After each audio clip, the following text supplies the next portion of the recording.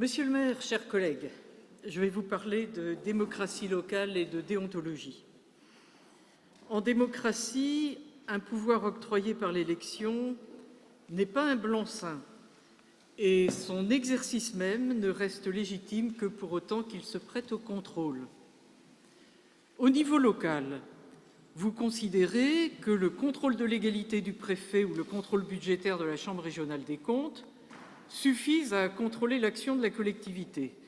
Et vous ne vous résignez toujours pas à admettre le contrôle démocratique, celui du Conseil élu et en son sein tout particulièrement celui de l'opposition, qui est extérieur à l'exécutif. Oh, vous n'êtes pas le seul à répugner au contrôle démocratique.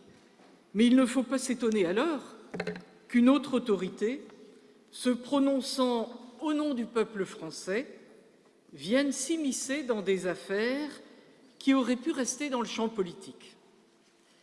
Il y a presque un an, l'irruption matutinale d'escouades policières chez un ministre de la Santé en exercice, sur le sujet même de la gestion d'une crise sanitaire qui doit le mobiliser nuit et jour, n'a pas manqué de surprendre. Et les commentaires craignant que cette ingérence judiciaire au beau milieu de la crise n'inhibe l'action publique ne sont pas dénués de fondement. À l'origine de ces initiatives judiciaires, des plaintes de collectifs de médecins et d'associations cherchant à faire la lumière sur les responsabilités dans les défaillances de la gestion de crise. Mais n'était-ce pas l'objet de la commission d'enquête parlementaire constituée à l'Assemblée nationale et dont les travaux ont été arrêtés avant qu'elle n'aille au bout de ses investigations? L'affaiblissement du contrôle démocratique se traduira par toujours plus de pénal et on ne peut considérer ça comme un progrès. Vous avez vous-même été mis en cause par la justice dans vos responsabilités politiques ou associatives, et une bonne partie de ces regrettables affaires auraient pu être évitées si le système que vous avez mis en place pour la gestion de la galaxie, de la ville et de la métropole se prêtait aux usages des contrôles internes et externes des grandes organisations, comme par exemple l'existence d'inspections générales indépendantes, sujet d'actualité par ailleurs. J'avais alerté, avant même de connaître l'affaire des indemnités des élus socialistes, le système est insuffisamment contrôlé et je vous avais dit, innocemment d'ailleurs, que vous vous mettiez en risque. On n'en est pas sorti.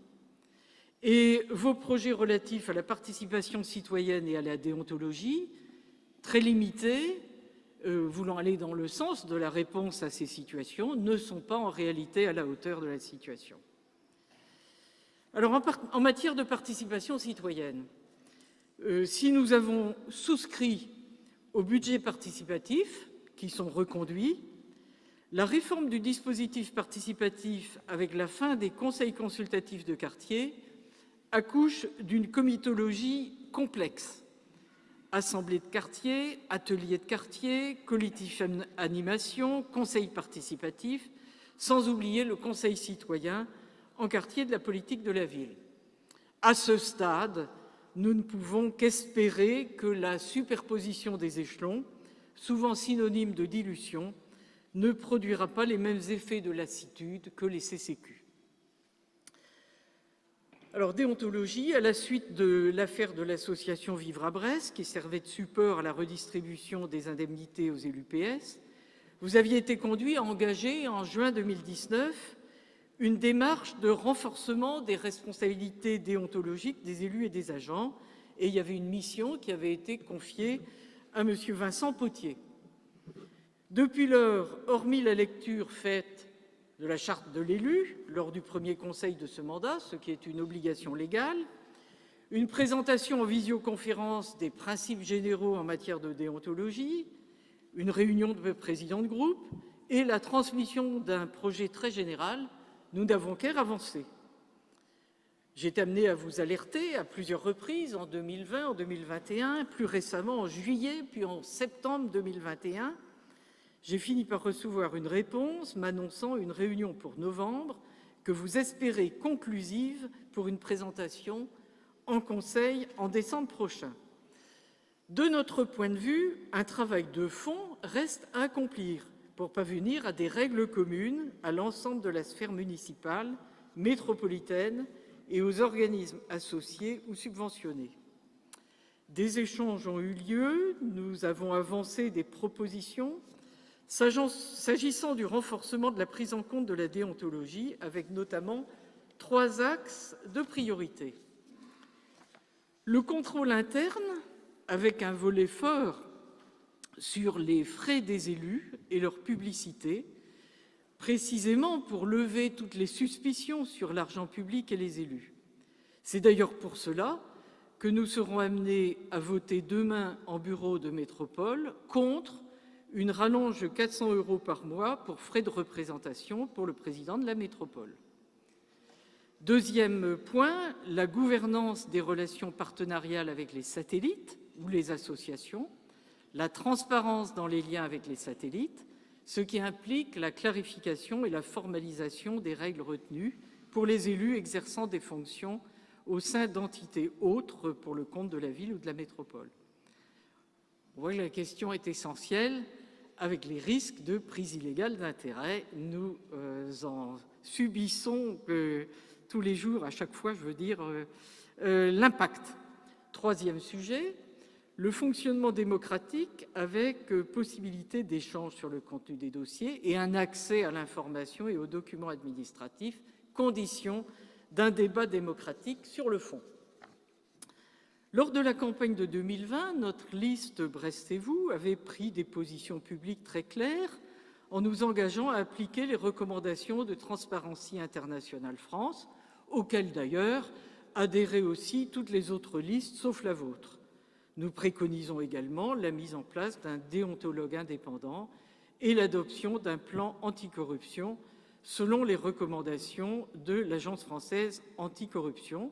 Sur tous ces points, vous êtes en retrait et nous souhaitons qu'avant de boucler une charte de déontologie, tout ceci puisse être revu. Les débats de fond n'ont pas lieu, en tout cas pas avec nous et pas dans cette enceinte du conseil municipal. Quelques exemples. Pas de débat sur le projet de transfert du Fourneau au Capucin, un projet à 10 millions d'euros. Pas de débat sur le projet scientifique et culturel pour le musée des Beaux-Arts, un dossier escamoté en bureau de la métropole, des crédits d'études sans commune mesure avec l'ambition affichée que nous retrouverons en métropole. De 70 000 €, je crois, alors qu'on dit qu'il s'agit d'un projet d'importance. Pas de débat et encore moins de contrôle direct par le conseil municipal sur le projet des Halles Saint-Louis qui sera confié à BMA, dont vous dites pourtant qu'il est d'une importance majeure pour la ville. Et je réitère notre demande d'associer la minorité à un comité de suivi du conseil municipal, puisque les comités divers et variés sont à l'intérieur de BMA, ce qui n'est pas la même chose. Pas de débat sur le stationnement. Nous avons souhaité qu'une commission stationnement soit mise en place. Pas de débat non plus sur la sécurité dans notre ville, alors que la dégradation de la situation conduit de plus en plus de Brestois à l'exaspération. Et je peux témoigner, en tant que membre du CISPD, le comité partenarial qui est censé associer toutes sortes de partenaires, y compris des élus d'opposition que nous sommes, que c'est encéphalogramme plat, il ne se passe rien, il ne se dit rien, alors qu'on lit plein de choses dans les journaux. Face à ces exigences de concertation, vous vous limitez à des exercices formels d'information et de justification. Et quiconque pense différemment de vous se fait traiter d'égoïste. Alors, outre le fait que le système des satellites déplace les débats et la décision d'une instance démocratique vers des sociétés répondant au code de commerce comme des sociétés privées, il engendre aussi, par son enchevêtrement, des situations de conflit d'intérêts qui conduisent nos instances à des gymnastiques que vous qualifiez vous-même d'ubuesques. Mais là-dessus, je vous rejoins. Pour une fois. Mais ça arrive de temps en temps. L'Association des maires du Finistère en a débattu Ce fut le cas d'ailleurs sur un sujet autrement important de la taxe d'habitation. L'Association des maires du Finistère a eu l'occasion d'en débattre en présence des procureurs de la République. Et à votre plaidoyer habituel, ils ont opposé la volonté du législateur. Et il est vrai que la loi Sapin II a chargé la barque. À supposer que le Code général des collectivités territoriales puisse évoluer, il est douteux que le législateur s'attaque à l'article L. 432-12 du Code pénal. Et à supposer même, le juge pénal trouvera toujours le moyen de réprimer des comportements de politique qui sont réprouvés par la morale courante et évolutive. Deux types d'organismes, les entreprises publiques locales et les associations, ont vu leur fragilité juridique sur la transparence, la gouvernance et le contrôle soulignée, que ce soit par la Fédération des entreprises locales dans son livre blanc de 2019 sur l'économie mixte locale, agilité et transparence, et de son côté, l'Observatoire SMALC des risques de la vie territoriale et associative pointe une partie de la fragilité des diverses situations dans son rapport 2020 sur le risque pénal des élus locaux et des fonctionnaires territoriaux. Mais des progrès peuvent déjà être réalisés dans le cadre législatif actuel. On ne peut se contenter d'une charte de la maison commune d'essence technocratique, là où il faut trouver un équilibre délicat, je le concède, entre le contrôle par la collectivité et la vie propre d'une personne morale distincte. S'agissant du monde associatif, la liberté d'association est un principe fondamental reconnu par les lois de la République, une haute valeur législative et constitutionnelle. On ne peut que respecter l'autonomie des associations, tout en encourageant la vitalité associative et son fonctionnement démocratique. Rien n'interdit non plus de demander aux associations subventionnées de s'engager dans des démarches éthiques. C'est ce que nous proposons. Dès l'instant où des fonds publics sont engagés, nous avons le devoir de contrôler leur emploi, qui doit répondre à un objectif d'intérêt général. Dans la mesure où certaines associations réalisent des actions qui sont des quasi-services publics, il importe de veiller à leur continuité et pour cela de rester en alerte sur leur gestion et de prendre les initiatives utiles en temps voulu. Cela aurait dû être le cas notamment pour la Maison pour tous de Pénard-Créache. Voilà. Pour respecter l'autonomie associative, il serait judicieux que les élus qui en feraient partie démissionnent de leurs instances dirigeantes. Dans le cas où ces associations sont des faux-nés de la puissance publique, où les élus représentent leur collectivité, il est toujours possible de changer de statut, même si l'association représente, il est vrai, une facilité de gestion, mais non dénuée de risques. Ainsi, pour les missions locales, la loi n'oblige pas au statut associatif. Elles peuvent, selon l'article 5314-1 du Code du travail, être constituées sous forme de groupements d'intérêt public. Cela résout aussi la question du conflit d'intérêts. Il en va de même pour les agences d'urbanisme, selon l'article L132-6 du Code de l'urbanisme.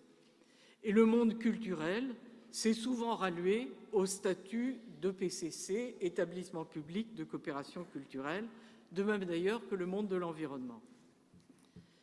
Les associations agissant pour la collectivité ou simplement subventionnées par elle doivent aussi répondre d'un comportement éthique aussi exigeant que celui de la collectivité. Cela vaut pour les affaires financières, mais aussi pour la lutte contre le harcèlement, les abus d'autorité et les violences faites aux femmes. Comme je l'avais évoqué dans mes propos liminaires en mars dernier, et comme le rappelle notre collègue Françoise Ouard dans la tribune Sillage de ce mois d'octobre, dans les relations entre personnes, la situation se dégrade. Les femmes sont de plus en plus victimes de violences conjugales, de harcèlement moral ou sexuel, sur les réseaux, à l'école, au travail.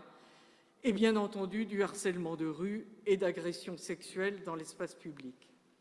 Ces pratiques existent dans nos collectivités, dans les satellites, dans des associations. Des exemples récents dans la sphère publique ou associative sont connus.